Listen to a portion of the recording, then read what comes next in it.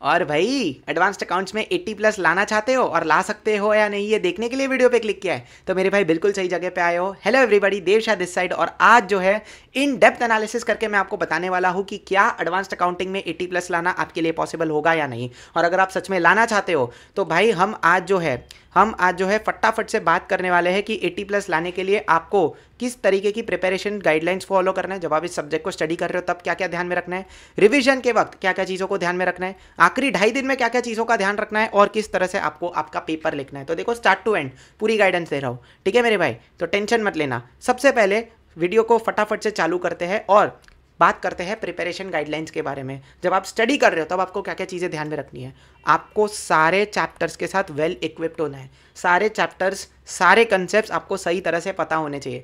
मुझे पता है काफ़ी लोग हैं ना आके बोल देंगे कि भाई इतना इतना चैप्टर कर ले 80 प्लस आ जाएगा, इतना इतना चैप्टर कर ले 80 प्लस आ जाएगा। लेकिन मेरे भाई बीइंग वेरी वेरी ऑनेस्ट, पूरा सिलेबस अगर आप करके जाओगे मेरे भाई तो अलग लेवल का कॉन्फिडेंस आएगा एग्जाम में, और वो कॉन्फिडेंस तुम्हें तुम्हारे मार्क्स 80 तक पहुंचाने में तुम्हारी बहुत ज़्यादा मदद करेगा। ठीक है, ये तुम्हें अभी समझ में नहीं आएगा, एग्जाम डे पे समझ में आएगा सीधा, अभी नहीं समझेगा। तो अभी तुम्हें क्या करना है, बस इन 2 बहानों से दूर रहना है। कौन से 2 बहाने? सबसे पहला बहाना, यार ये तो थियरी चैप्टर है, इसको कौन पढ़ेगा। अकाउंट्स में थियरी लोग स्किप कर देते हैं। अकाउंटिंग स्टैंडर्ड 1 मुझे पता है मेरे भाई, काफ़ी लोग नहीं पढ़ते ये। अकाउंटिंग स्टैंडर्ड 9 रेवेन्यू रिकग्निशन, अरे थियरी है रे, छोड़ इसको। तुम यहाँ पे उस चैप्टर को थियरी बोल के छोड़ोगे, इंस्टीट्यूट एग्जाम में तुम्हारे मार्क्स छोड़ेगा। वो तो भाई ऐसा ही होता है, तुम बोलोगे मेरे को छोटे छोटे चैप्टर भी करने कम टाइम में, मेरे को 80 प्लस भी लाना है, भाई वो नहीं होता है ऐसा। Things don't work like this. तुम्हें थियोरी भी कवर करना पड़ेगा, प्रैक्टिकल भी कवर करना पड़ेगा। तो ये बहाना है ना कि ये थियोरी है, इसको कौन पढ़ेगा, भाई इस बहाने को ड्रॉप करना पड़ेगा, तब जाके 80 प्लस आएगा। कुछ पाने के लिए कुछ खोना पड़ता है। अगली चीज़, काफ़ी लोगों को ना कुछ चैप्टर्स बहुत ज़्यादा डिफिकल्ट लगते हैं। ये उनकी गलती नहीं है कि अगर आपको कोई चैप्टर डिफिकल्ट लग रहा है, लेकिन डिफिकल्ट चैप्टर की वजह से आप उस चैप्टर को सीधा जो स्किप मार देते हो ना, वो तुम बहुत गलत करते हो मेरे भाई। इसका पता है सोल्यूशन क्या है? काफ़ी बार क्या होता है, हमें कि कोई चैप्टर किसी एक फैकल्टी से समझ में नहीं आता, जाओ यूट्यूब पे मारो सर्च, काफ़ी ऐसे फैकल्टीज है जो उसी चैप्टर को एकदम इजी वे में समझाते हैं। अगर 1 या 2 चैप्टर के लिए आपने किसी और यूट्यूबर का वीडियो देख लिया और उससे आपको समझ में आ रहा है, उससे आपका क्वेश्चन बन रहे हैं, तो उसमें क्या गलत है मेरे भाई। इन दी एंड आपको तो 80 प्लस का टारगेट रखना है ना, तो आप किसी से भी पढ़ो, क्या फ़र्क पड़ जाता है मेरे भाई। ठीक है, उसका टेंशन नहीं लेने का। अच्छा, दूसरी चीज़, ये जो डिफ़िकल्ट चैप्टर्स है ना, काफ़ी बार ऐसा होता है कि पूरा चैप्टर डिफिकल्ट नहीं लगता, उसके कुछ कंसेप्ट डिफिकल्ट लगते हैं। You can follow the same approach. कुछ कंसेप्ट अपने फैकल्टी से पढ़ लो, कुछ कंसेप्ट जो समझ में नहीं आता किसी और से पढ़ लो, और यूट्यूब से भी अगर किसी का समझ में ना आए, जो अपने दोस्त है, जो फाइनल में है, उनसे पूछ लो ना मेरे भाई। वो तो आपको गाइड कर ही देंगे कि इस चैप्टर को कैसे करना है, अगर आपको समझ में नहीं आ रहा है तो। सिंपल है ना, तो इसमें इतना पैनिक होने की बात नहीं है मेरे भाई। कोई चैप्टर डिफिकल्ट लग रहा है, स्किप मत करना, इसके काफ़ी ऑल्टरनेटिव्स है। अगली चीज़ भाई, जो छोटे छोटे अकाउंटिंग स्टैंडर्ड्स है ना, जैसे AS2, और छोटे छोटे चैप्टर्स है जैसे कि बायबैक ऑफ सिक्योरिटीज़, उनके प्लीज़ एक नोटबुक में चार्ट्स बना के रखो। आखिरी दिन में, पता है, आखिरी 2.5 दिन में, आखिरी 2 महीने में जब तुम रिवाइज करने बैठोगे, तब छोटे चैप्टर्स को बहुत ज़्यादा डेप्थ में पढ़ने मत बैठ जाना मेरे भाई। बड़े चैप्टर्स जो तुम्हारा टाइम डिजर्व करते हैं उनको टाइम देना पड़ेगा। तो छोटे चैप्टर स्किप कर दे, क्या स्किप करने के लिए कौन बोल रहा है। इनके चार्ट्स बना दो और उनको फटाफट ऐसे निपटाते हुए चलना। पता है आखिरी 2.5 दिन में इनका क्या करना है, चार्ट देखना है, इसके 1-2 सम करना है और फिर सल्टाना है। इतना फास्ट आपको जाना पड़ेगा, फास्ट जाना पड़ेगा, और स्पीड भी मेंटेन करनी पड़ेगी, और भाई थोड़ा सा ना क्वालिटी भी मेंटेन करना पड़ेगा। ठीक है, बड़े मार्क्स चाहिए तो बड़ी मेहनत तो लगेगी ना मेरे भाई, है ना। यस, इसी के अलावा अब ये तो क्वांटिटेटिवली हो गया, अब थोड़ा क्वालिटेटिव बात कर लेते हैं। कॉम्प्रिहेंसिव क्वेश्चंस पे ज़्यादा फोकस करना, ऐसे क्वेश्चन जिससे आपके उस पर्टिकुलर चैप्टर के बहुत सारे कंसेप्ट रिवाइज हो रहे हैं ना, उस पे ध्यान दो। हम गलती क्या करते हैं, सीधा आरटीपी चैप्टर हुआ, क्वेश्चन किया, सीधा आरटीपी में घुस गए, सीधा PYQ में घुस गए। नहीं, ये गलती मत करना। कॉम्प्रिहेंसिव क्वेश्चंस पे ज़्यादा फोकस करना। जैसे मैं तुम्हें बताता हूँ, ये ना मैं इंस्टीट्यूट की मॉड्यूल में हूँ, property plant and equipment AS10 पर हूँ मैं, ये देखो। और इसमें एक सवाल है, इलस्ट्रेशन नंबर 16। इसमें इनिशियल रिकग्निशन भी टेस्ट हुआ है, कंसेप्ट टेस्ट हुआ है, इसमें तुम्हारा डेप्रिसिएशन भी टेस्ट हुआ है, इसमें तुम्हारा कंपोनेंट अकाउंटिंग वाला भी कंसेप्ट टेस्ट हुआ है, इसमें रिप्लेसमेंट एंड डी रिकग्निशन भी टेस्ट हुआ है, और उसमें डिस्पोजल भी टेस्ट हुआ है। ऐसे सवाल उठाने के जिसमें अलग उस AS के लगभग काफ़ी सारे कंसेप्ट, या उस चैप्टर के लगभग काफ़ी सारे कंसेप्ट तुम्हारे टेस्ट हो रहे हैं। ठीक है, अगली चीज़, prepare adjustment book for all tricky sums. भाई एडजस्टमेंट बुक तो मैं पहले से बोलता हूँ, इसमें पता है क्या होता है, एक बुक बनाने का 2 कॉलम बनाने के, पहले कॉलम में वो सारे एडजस्टमेंट्स लिखने के जो तुमको मुश्किल आ रहे हैं। एडजस्टमेंट्स बोले तो देखो यार, हर चैप्टर के हर सवाल में ना कुछ कुछ ऐसी चीज़ें होती ही है जो हमको एक बार में समझ में नहीं आती, जो हम भूल जाते कि अबे इसका क्या करना था, इसका क्या करना था। तो उस बुक बनाने का पेज में वो सारे एडजस्टमेंट लिख के रखने के जो तुमको लगते हैं कि नहीं ये मैं आगे चल के भूल जाऊंगा या अभी मेरे को समझ में नहीं आ रहा है, उनका ट्रीटमेंट लिख के रखने का। और जब उस चैप्टर का रिविजन करने बैठो ना, साथ साथ एडजस्टमेंट बुक भी रिवाइज करने का। फिर देखो जब तुम एग्जाम के नए सम्स करने बैठोगे ना और उसमें वो एडजस्टमेंट इंस्टीट्यूट ने पूछ लिया, देखो कैसे तुमसे बन जाता है, कैसे नहीं बनेगा। और यही तुम्हें हेल्प करेगा तुम्हारे मार्क्स को बूस्ट करने के लिए, समझा। अगली चीज़ भाई, अब हम लोग आ जाते हैं कि जब रिवीजन की बारी आएगी तब कैसे करना है। अब रिवीजन है ना, ऐसा नहीं कि सीधा पोर्शन के बाद रिवीजन चालू करना है ना। दो तरीके के रिवीजन होने चाहिए, एक वीकली रिवीजन होना चाहिए और एक जो है ना तुम्हारे आखिरी के 2 महीने में रिवीजन होना चाहिए, ठीक है। अगली चीज़ समझो, वीकली रिवीजन में कैसे करना है। हर चैप्टर में तुमने जो जो भी कंसेप्ट किए उसको एक दिन बैठ के रिवाइज करने का और उसमें 3 से 4 सवाल करने के। 3 से 4, तीन सवाल मैं बोलूँगा आइडियल है, 3 सवाल मैं बोलूँगा आइडियल है। अब ज़्यादातर पता है क्या होता है, मैक्सिमम एक वीक में ना तुम 2 या 3 चैप्टर कर सकते हो। मैक्सिमम एक वीक में तुम 2 या 3 चैप्टर कर सकते हो और इंटू 3 सम्स करो तो 3 chapter into 3 sums is 9 sums. I don't think so कि एक दिन में 9 सम आपके लिए सॉल्व करना बहुत ज़्यादा भारी काम होगा।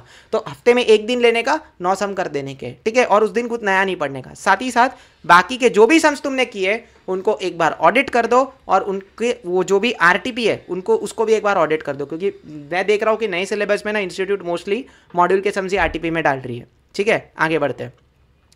अब हम लोग आ जाते हैं आखिरी के 2 महीने के रिवीजन में और मॉक टेस्ट का क्या करना है उसके बारे में। तो मैंने आपके अकाउंट्स के सारे चैप्टर्स को 3 पार्ट में डिवाइड किया है। जो small accounting standard and chapters है उनका क्या, जो बड़े अकाउंटिंग स्टैंडर्ड्स है उनका क्या, और जो बड़े बड़े चैप्टर्स है उनका क्या। जो small accounting standards and chapters है उनके तो आप डेफिनेटली चार्ट्स रिवाइज करके 1-2 कॉम्प्रिहेंसिव सवाल करके उनको सल्टा दो, जैसा मैंने आपको ऊपर भी अभी बताया था। दूसरी चीज़, जो बड़े बड़े अकाउंटिंग स्टैंडर्ड्स है उनके जो भी आपके एडुकेटर के या आपने नोटबुक में अगर कंसेप्ट नोट्स बनाए उनको रिवाइज करो। 3 से 5 कॉम्प्रिहेंसिव क्वेश्चन आपको सॉल्व करने हैं ऐसे बड़े बड़े अकाउंटिंग स्टैंडर्ड्स के। और जो बड़े बड़े चैप्टर्स है उन पे आपको 5 से 7 कॉम्प्रिहेंसिव क्वेश्चन सॉल्व करना है along with the concept notes. ये लास्ट 2.5 दिन का प्लान नहीं है, ये लास्ट 2 महीने का प्लान है। आखिरी के 2 महीने में आप इस तरह से टारगेट करोगे तो जस्ट इमेजिन आप कितनी सारी चीज़ें और कितना सारा राइटिंग प्रैक्टिस आप कर सकते हो इस पीरियड में, समझा ऐसे। और दूसरी चीज़, जो बाकी के सम्स है फटाफट ऑडिट करते हुए चलना, फटाफट ऑडिट करते हुए चलना, लीव मत करना। अच्छा अगली चीज़, मॉक टेस्ट ना ऐसी देना जो ज़्यादा एग्जाम ओरिएंटेड है। मतलब आपके ICAI से जो ज़्यादा मेल खाते हैं ना, ICAI क्वेश्चंस जिसमें ज़्यादा है वो वाली मॉक टेस्ट लेना। अगर आप टेस्ट सीरीज़ खरीद रहे हो तो मेरा रिकमेंडेशन क्या रहेगा, मेरा रिकमेंडेशन यही है कि मेरे भाई MTP ICAI का MTP ही ले लेने का। सबसे पहले ICAI का MTP ही उठा लेने का। और ये मत बोलना अभी कि MTP में क्वेश्चन PYQ से अलग तरीके से बनते हैं। मैंने क्या बोला, आपका कंसेप्ट क्लियर होगा तो क्वेश्चंस चाहे किसी भी ऑर्डर में बन के आए, क्वेश्चंस चाहे किसी भी कंसेप्ट पे बन के आए और किसी भी तरीके से आए, आप सॉल्व कर पाओगे, है ना। तो बी कॉन्सेप्ट ओरिएंटेड और ICAI का MTP सॉल्व करके देखो तो आपको समझ में आएगा। और पता है कैसे MTP सॉल्व करने का, वही दोपहर को 2 से 5 लेके बैठो 3 घंटा और वही रफ पेज पे या ICAI के स्पेसिमेन आंसर बुक पे करने का, ठीक है। उससे बहुत ज़्यादा आपको समझ में आएगा कि आप कहाँ गलतियाँ कर रहे हो, कहाँ नहीं कर रहे हो। अब आखिरी के 2.5 दिन पर हम लोग फटाफट से आ जाते हैं। आखिरी के 2.5 दिन में आपको क्या क्या चीज़ें ध्यान रखनी है। Once again I am dividing all the portion into 3 chapters, small accounting standard and chapters, big accounting standard and chapters का क्या करना है, ठीक है। तो समझो, जो भी small accounting standards and chapters है उनके लिए of course charts read and 1-2 comprehensive sum करके सुलटा देना है, ठीक है। और बड़े अकाउंटिंग स्टैंडर्ड और चैप्टर्स में ना ध्यान रखना, जो बड़े अकाउंटिंग स्टैंडर्ड्स है, बड़े चैप्टर्स है, उनके लिए कॉन्सेप्ट्स करना है।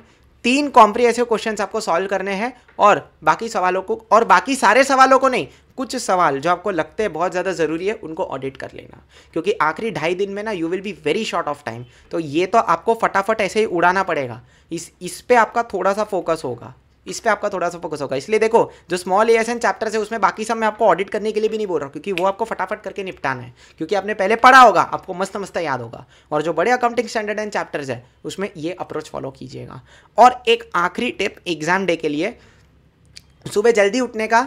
अराउंड मैं तुम्हें बोलूँ बेस्ट टाइम 7 से लेके 11 एग्जाम डे पे Jan 25 या जो हमारे जो भी अटेम्प्ट है उसकी लेटेस्ट आरटीपी है ना, उसको सॉर्ट आउट कर देना मेरे भाई। ये तुम जब करोगे ना, तुम्हारा हाथ है ना स्पीड पकड़ेगा एग्जाम पेपर में, क्योंकि तुमने वार्म अप किया होगा सुबह। It is just like before a big match on the match day you are doing net practice. ये इस तरह का काम करता है। एक पूरी आरटीपी सॉल्व करना, लिख के करना मेरे भाई, 4 घंटे में हो जाएगा, 4 साढ़े 4 घंटे में, ठीक है। अब आते हैं हम लोग भाई पेपर कैसे लिखना है भाई, लास्ट पार्ट, इसके बाद वीडियो खत्म। पेपर कैसे लिखना है इस पर हम लोग फटाफट से बात कर लेते हैं। पहली चीज़, 15 मिनट में तुम्हारा स्टार्टिंग पॉइंट क्या होगा। इंस्टीट्यूट ने एमसीक्यू इजी पूछे, डिस्क्रिप्टिव हार्ड पूछा है, स्टार्ट विद एमसीक्यू। इंस्टीट्यूट ने डिस्क्रिप्टिव इजी पूछा है, एमसीक्यू हार्ड पूछा है, स्टार्ट विद डिस्क्रिप्टिव। कभी भी ऐसा नहीं होगा कि इंस्टीट्यूट एमसीक्यू और डिस्क्रिप्टिव दोनों टफ डाल रही है। कोई एक सेक्शन तो इंस्टीट्यूट आसान छोड़ेगा ही छोड़ेगा। आपको बस उसको आइडेंटिफाई करना है, कौन सा ज़्यादा सॉल्वेबल है, उधर से चालू करना है। ये एक काम करना है। दूसरी चीज़ मेरे भाई, एक चीज़ याद रखना, जितना पूछा है उतने का ही जवाब देना।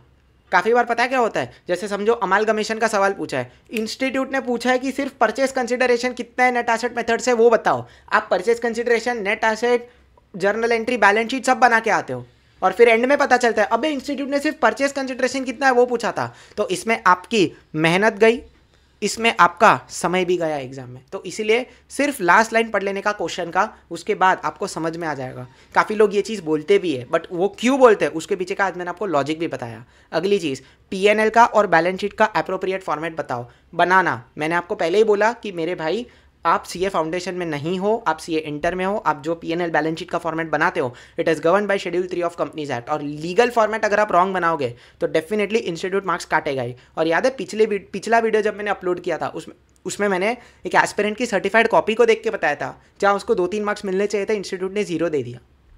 मियरली उसने सिर्फ बैलेंस शीट के कुछ फेस पे नोट नंबर नहीं लिखा था, उसके लिए काट दिया पूरा मार्क्स इंस्टीट्यूट ने। तो अगर आप ये चीज़ सही करते हो, 6 से 7 मार्क्स आपके ऐसे ही बढ़ जाएंगे पेपर में, ठीक है। अगली चीज़, स्टेप मार्किंग पे ध्यान देना। अकाउंट्स में सबसे बड़ी गलती आप पता है क्या करते हो, सीधा सीधा बैलेंस शीट टैली हो जाए, बैलेंस शीट टैली हो जाए। अरे भाई बैलेंस शीट टैली होगी नहीं होगी ठीक है, लेकिन आप ये भूल जाते हो कि इंस्टीट्यूट स्टेप मार्किंग देगा। बच्चे क्या करते हैं, नर्वसनेस में आके ये चीज़ भूल जाते हैं। तो स्टेप मार्किंग पे फोकस दो और पूरा पेपर अटेम्प्ट करो। पूरा पेपर कैसे अटेम्प्ट होगा भैया, अरे भूल गए तुम आरटीपी प्रैक्टिस करके जा रहे हो, तुम्हारा हाथ रेडी है, तुमने रिविजन में कितने सारे सवाल को लिख के प्रैक्टिस किया होगा लास्ट 2.5 दिन के, उसके पहले 2 महीने से तुम लिख के रिवाइज कर रहे हो।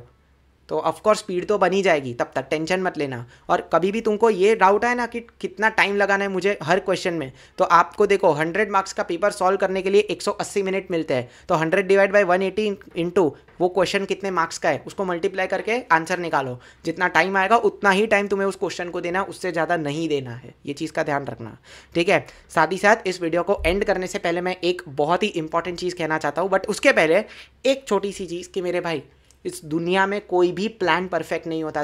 परफेक्ट प्लान जैसी इस दुनिया में कोई चीज़ नहीं होती। बट इसका मतलब ये नहीं कि आप किसी भी अच्छे प्लान पे काम ना करो। आप काम ना करो, आप एक्शंस ना लो, इसका ये कतई मतलब नहीं होता है। देखो मैं मानता हूँ कोई प्लान परफेक्ट नहीं होता है, बट काम तो आपको करना पड़ेगा। दूसरों से ज़्यादा मार्क्स लाने हैं, दूसरों से ज़्यादा मेहनत भी करनी पड़ेगी। सिंपल लॉजिक है मेरे भाई, ठीक है। इसी बात पे वीडियो को लाइक करना, कमेंट करना, शेयर करना, सब्सक्राइब करना। और रुको रुको रुको रुको रुको रुको, छोड़ के चले गए हो गए आधे लोग, ठीक है कोई बात नहीं। एक बड़ी अनाउंसमेंट करने जा रहा हूँ। हमारा चैनल जो है 1500 सब्सक्राइबर्स के बहुत करीब है, लेकिन यार आप लोग से वो बटन दबता नहीं है। तो मैंने चलो सोचा आपको कुछ एक क्या किया जाए, आपके लिए कुछ एक आपकी भलाई के लिए कुछ एक सरप्राइज अनाउंस किया जाए। तो अगर नवंबर 10 से पहले, 10 नवंबर से पहले, आज 2 नवंबर हो रहा है, 1 हफ्ता है मोस्टली, अगर अगले 1 हफ्ते में हम 1500 सब्सक्राइबर्स को क्रॉस कर लेते हैं तो Jan 25 एस्पिरेंट्स के लिए एक बहुत ही बड़ा सरप्राइज मैं अनाउंस करूंगा। ग्रुप 1 के लिए भी, ग्रुप 2 के लिए भी एक बहुत बड़ा सरप्राइज आने वाला है। अगर बट उसके लिए कंडीशन क्या है, 10 नवंबर से पहले 1500 सब्सक्राइबर्स क्रॉस हो जाने चाहिए यार, ठीक है। चलो till then this is Dev Shah signing off for the day. I hope ये वीडियो आपके लिए काफ़ी हेल्पफुल हुआ होगा, आपको आपके सवाल का जवाब मिल गया होगा। तो मिलते हैं अगली वीडियो में। Till then take care, bye bye and keep studying.